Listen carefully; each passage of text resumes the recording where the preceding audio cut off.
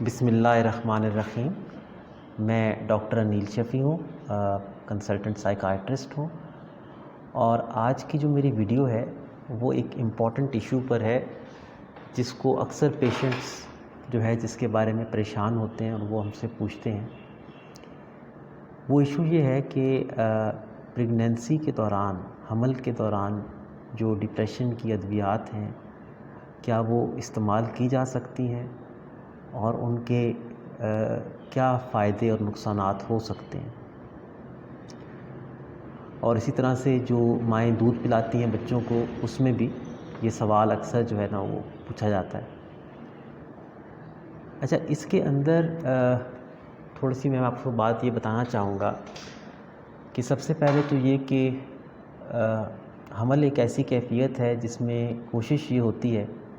कि कम से कम दवाइयाँ दी जाएँ। अगर आप रिसर्च देखें तो कोई भी दवाई, बल्कि ज़्यादातर दवाइयाँ, कुछ दवाइयाँ तो महफूज हैं मगर ज़्यादातर दवाइयाँ ऐसी हैं जिनके बारे में आप ये पढ़ेंगे कि हमल में इंतहाई एहतियात से दी जाएँ। तो साइकाइट्री की मेडिकेशन के हवाले से भी ये बात इम्पॉर्टेंट है कि हमारी अवलीन कोशिश ये होती है कि अगर प्रेगनेंसी है तो हम कम से कम मेडिकेशंस दें ताकि उनके साइड इफ़ेक्ट्स अगर कुछ हैं तो वो उनसे बचाया जा सके। इसलिए जब कपल्स हमारे पास आते हैं और उनको होता है कि हमने कंसीव करना है, प्रेगनेंसी प्लान कर रहे हैं, तो हम काफ़ी इस बारे में सोच विचार करते हैं, डिस्कशन करते हैं कि अगर हम उनकी दवाई को कम करके बंद कर सकें हमल से पहले, और पहले 3 माह जो हमल के हैं उसमें ख़ास तौर पर अगर दवाई बंद रख सकें तो हम उसकी डिस्कशन ज़रूर करते हैं। लेकिन इसमें एक बड़ी इम्पॉर्टेंट बात ये है कि इस बात का फ़ैसला कि हमल में दवाई लेनी चाहिए या नहीं, ये एक और बहुत बड़े फैक्टर पे डिपेंड करती है, और वो ये है कि वो डिप्रेशन या घबराहट, बेचैनी की कैफ़ियत जिसकी वजह से वो दवाई चल रही थी वो कितना ज़्यादा है, और उसका जो पेशेंट और फैमिली पर उसका असर हो सकता है उस इलाज के रोकने का, वो कितना ज़्यादा हो सकता है। क्योंकि ये देखा गया है कि अगरचे कुछ साइड इफ़ेक्ट्स ऐसे हो सकते हैं जिनके बारे में हमें केयरफुल रहना चाहिए एंटी डिप्रेसेंट दवाइयों के, लेकिन बिलअमूम वो इतने ज़्यादा नहीं हैं इसके मुकाबले में कि अगर प्रेगनेंसी में डिप्रेशन और बेचैनी, घबराहट के अमराज बग़ैर ट्रीटमेंट के छोड़े जाएं तो जितना नुकसान उसका हमल और माँ को हो सकता है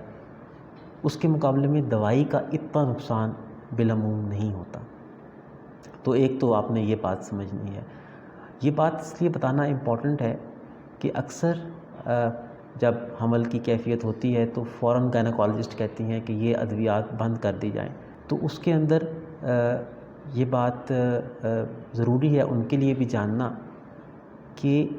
अगरचे कुछ साइड इफ़ेक्ट्स हैं दवाइयों के, लेकिन इतने ज़्यादा नहीं हैं कि हम एकदम से दवाई बंद कर दें बग़ैर ये देखे कि उसका नतीजा क्या निकलेगा पेशेंट की ज़िंदगी के ऊपर। अच्छा, अगर हम अब साइड इफ़ेक्ट्स की कुछ बात करें, जो हमल के पहले 3 माह हैं उनमें बच्चे के आज़ा की तश्कील हो रही होती है। इस पे काफ़ी सारी स्टडीज़ हुई कि जो डिप्रेशन की दवाइयाँ हैं क्या वो इस अमल पर असरअंदाज होती हैं। तो इसके अंदर जो रिपोर्ट्स हैं वो काफ़ी इत्मीनान बख्श हैं। ज़्यादातर दवाइयाँ जो डिप्रेशन की इस्तेमाल की जाती हैं, चंद को छोड़ के, वो हमल के जो पहले 3 माह हैं उनमें महफूज समझी जाती हैं, कोई इतना बड़ा मसला उनसे नहीं होता। तो एक तो ये बात जो है ना वो इम्पॉर्टेंट है। दूसरी बात ये कि जो हमल का सेकंड ट्राइमेस्टर होता है, सेकंड ट्राइमेस्टर में बिलअमूम तश्कील आज़ा की हो चुकी होती है और अभी जो डिलीवरी है वो दूर होती है। तो ये जो पीरियड है इसमें भी हमारे पास जो है ना वो अच्छी स्पेस होती है, हम इजीली कंटिन्यू कर सकते हैं दवाई को अगर हम करना चाहें, और बिलअमूम कोई बड़ा मसला नहीं होता। तीसरा जो हमल का आखिरी हिस्सा है उसमें कुछ चीज़ें हमें ज़हन में रखनी पड़ती हैं। اگر آپ ڈپریشن کی دوائی لے رہے ہیں۔ ایک بات تو یہ کہ یہ دیکھا گیا ہے کہ جو حاملہ خواتین ڈپریشن کی ادویات استعمال کرتی ہیں ان میں یہ دیکھا گیا ہے کہ ڈیلیوری کا ٹائم 1 ہفتہ یا کچھ اور دن کم ہو سکتا ہے بنسبت دوسری ماؤں کے جو کہ نہیں لے رہے۔ لیکن اس میں بھی یہ کہنا مشکل ہے کہ یہ جو 1 ہفتہ آگے ہونا پریگنینسی ڈیلیوری کا عمل، اس میں دوائی کا ہاتھ ہے یا ڈپریشن اور گھبراہٹ بے چینی کا جس کی وہ شکار ہیں۔ دوسری ایک بات یہ ہے کہ یہ جو سیروٹونرجک میڈیکیشنز ہیں SSRIs جن کو ہم کہتے ہیں، ان کی ایک چیز اور یہ ہوتی ہے کہ یہ خون کو تھوڑا پتلا کرتی ہیں ایک طرح سے، تو اس میں یہ ہوتا ہے کہ تھوڑا سا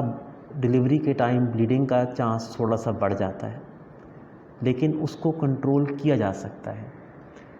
اور کچھ اس کے سائیڈ ایفیکٹس ایسے ہیں جو بہت ہی ریئر ہیں، یعنی کہ نہ ہونے کے برابر ہیں۔ تو بالعموم میں آپ سے یہ کہنا چاہوں گا کہ اگر آپ ڈپریشن کی میڈیکیشن لے رہی ہیں اور آپ کو پتہ چلتا ہے کہ حمل ہو گیا ہے، پہلے تو یہ کہ اگر حمل سے پہلے آپ کو پتہ ہے، آپ پلان کر رہے ہیں پریگنینسی، تو اپنے سائیکائٹرسٹ کو وزٹ کر لیں۔ اگر آپ کو پتہ چلتا ہے کہ حمل ہو گیا ہے تو فوراً سے دوائی نہ چھوڑیں، کیونکہ ایک تو وہی بات کہ سائیڈ ایفیکٹس بہت زیادہ نہیں ہیں، دوسری بات یہ کہ جب حمل کا پتہ چلتا ہے اس وقت آلریڈی جو فیٹس بن رہا ہے اس کا ایکسپوئر دوائی سے ہو چکا ہوتا ہے، کیونکہ وہ کچھ دن گزر چکے ہوتے ہیں تب پتہ چلتا ہے۔ تو یہ میری ایڈوائس ہے۔ دوسری ایک امپورٹنٹ جو چیز ہے وہ ہے نیند آور میڈیکیشن کے بارے میں۔ نیند آور میڈیکیشن جن کو ہم بینزوڈائزپینس کہتے ہیں، جس میں الپرازولام جیسے زینیکس، نیوزیم یا ریووٹرل، کلونازیپام میں آتی ہے، اور بھی بہت ساری، لورازیپام جس میں ایٹیوان آتی ہے، ٹرینکول آتی ہے، یہ ساری ادویات جو کہ فوراً سکون دیتی ہیں۔ یہ ادویات جو ہیں ان کے بارے میں جاننا یہ ضروری ہے کہ جو حمل کے پہلے 3 مہینے ہیں اس میں چند رپورٹس ہیں کہ کچھ بچوں میں کچھ پرابلم ہوا ہے ان دوائیوں سے، اسی لیے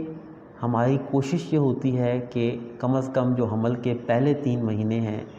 ان میں ہم ان دوائیوں کو پریفریبلی نہ دیں۔ لیکن اس میں بھی یہ سمجھنا ضروری ہے کہ اس کا بھی انحصار مدر کے ڈپریشن اور گھبراہٹ بے چینی کی کیفیت کے اوپر ہے۔ کبھی کبھار وہ کیفیت اتنی شدید ہوتی ہے کہ ہم یہ پریفر کرتے ہیں کہ یہ دوائی بھی چلتی رہے، کیونکہ اس کے چلنے کا نقصان کم ہے اور چھوڑنے کا نقصان زیادہ ہو سکتا ہے ان ماؤں میں۔ تو اس لیے یہ فیصلہ بھی سائیکائٹرسٹ کے مشورے سے کرنا چاہیے۔ جو حمل کے اگلے 3 مہینے ہیں اس میں بالعموم بینزوڈائزپینس سیف ہیں، لیکن آپ نے یہ یاد رکھنا ہے کہ جب بھی بینزوڈائزپینس نیند آور دوائیاں دی جاتی ہیں تو وہ ایک محدود عرصے کے لیے دی جانی چاہیے، کیونکہ ویسے بھی ان کی عادت بن سکتی ہے، اور یہ ہے کہ پریگنینسی میں ظاہر ہے کہ کچھ ان کے پرابلمز بھی ہو سکتے ہیں تھوڑے بہت۔ حمل کے جو آخری 3 مہینے ہیں اس میں بھی بالعموم ہماری کوشش ہوتی ہے کہ بینزوڈائزپینس نیند آور دوائیاں ہم اوائڈ کریں۔ اس کی ایک وجہ یہ ہے کہ جب ماں جو ہے وہ لمبے عرصے وہ یوز کرتی رہتی ہے تو جب بچہ جو ہے نا وہ ڈلیور ہو جاتا ہے اس کے بعد، کیونکہ بچے کے بلڈ میں اس کی دوائی وہ مقدار پھر نہیں اس طرح سے پہنچتی، تو اس کے اندر کچھ سمٹمز، چڑچڑاپن، زیادہ رونا اور کچھ اور تھوڑے پرابلمز ہونا، وہ چیزیں سٹارٹ کے کچھ دنوں میں آ سکتی ہیں۔ لیکن یہاں پر بھی میں یہ کہنا چاہوں گا کہ کچھ خواتین میں ہمیں اس کے باوجود وہ دینا پڑ جاتا ہے، اور ان کیفیات میں جب آپ کا سائیکائٹرسٹ یا آپ کو تاکید کرے کہ یہ لینا ضروری ہے، تو آپ کو یہ سمجھنا ہے کہ وہ تبھی آپ سے کہہ رہا ہے اگر اس کو پتہ ہے کہ اس کو جاری رکھنے کا نقصان کم ہے بنسبت اس کے کہ اس کیفیت میں آپ ان دوائیوں کو چھوڑ دیں۔ تو یہ میرا آج کے جو ٹاپک تھا اس کے بارے میں لب لباب یہ ہے کہ اگر آپ پریگنینسی پلان کر رہے ہیں سب سے پہلے اور دوائی لے رہے ہیں تو سب سے پہلے سائیکائٹرسٹ سے ڈسکس کریں، اور اگر بالفرض آپ کو پریگنینسی کے دوران بے چینی گھبراہٹ ہوتی ہے یا ڈپریشن ہوتا ہے، اگر تو وہ کم لیول کا ہے تو وہ تھراپی سے بھی ڈیل ہو سکتا ہے، لیکن اگر وہ زیادہ لیول کا ہے تو آپ کو یہ سمجھنا ضروری ہے کہ اس کیس میں پھر دوائی لینے کا فائدہ زیادہ ہے بنسبت نقصان کے۔ تو آج کا میرا یہ ٹاپک تھا۔ Thank you.